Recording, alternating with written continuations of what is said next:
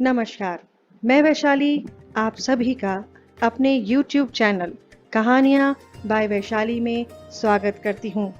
अपने इस YouTube channel के माध्यम से हम विभिन्न प्रकार की कहानियाँ सुनते हैं। हमारी आज की कहानी का शीर्षक है उचित बंटवारा। दिल्ली शहर से बाहर एक छोटा सा गुरुकुल था। आचार्य जी बच्चों को पढ़ाने के साथ साथ व्यावहारिक ज्ञान की शिक्षा भी दिया करते थे। उनके 3 शिष्य कृष्णा, राम और भरत उन्हें बहुत प्रिय थे। वे गुरुजी की सेवा करते और गौशाला भी संभालते थे। गायों की संख्या में वृद्धि होती रहती। गरीब परिवारों के बच्चे भी वहां विद्या अध्ययन करने आते रहते थे। एक दिन आचार्य जी ने अपने तीनों प्रिय शिष्यों की शिक्षा समाप्ति के पश्चात उन्हें अपने पास बुलाया और कहा, बालकों, तुमने अनेक वर्षों तक इस गुरुकुल, हमारी और गौ की सेवा की है। अब तुम दुनिया में जाकर अपना जीवन बिताओ। जाते समय तुम्हारी निष्ठा और सेवा के परिणाम स्वरूप मैं तुम्हें ये गायें देता हूं। इन गायों का बंटवारा कुछ इस प्रकार होना चाहिए।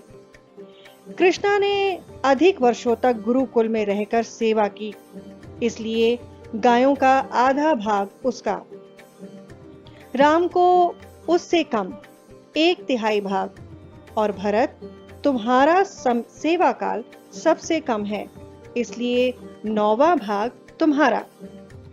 सभी शिष्य इस निर्णय से संतुष्ट हुए और गायों को गिनने लगे तो गायों की संख्या 17 निकली। सब सोच में पड़ गए। गुरुजी के हिसाब से 8 1/2 गायें कृष्णा, 5 2/3 गायें राम के पास और भरत के हिस्से में 1 8/9 गायें आनी थी। अब गाय कोई बेजान वस्तु तो थी नहीं जिसे वे बांट लेते।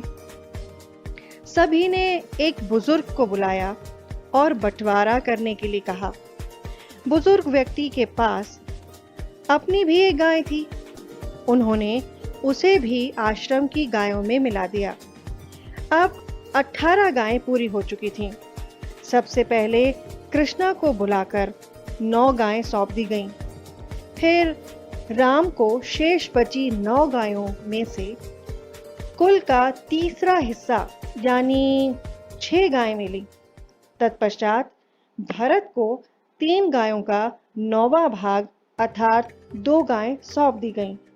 सभी अपनी अपनी गायें पाकर बहुत खुश हुए।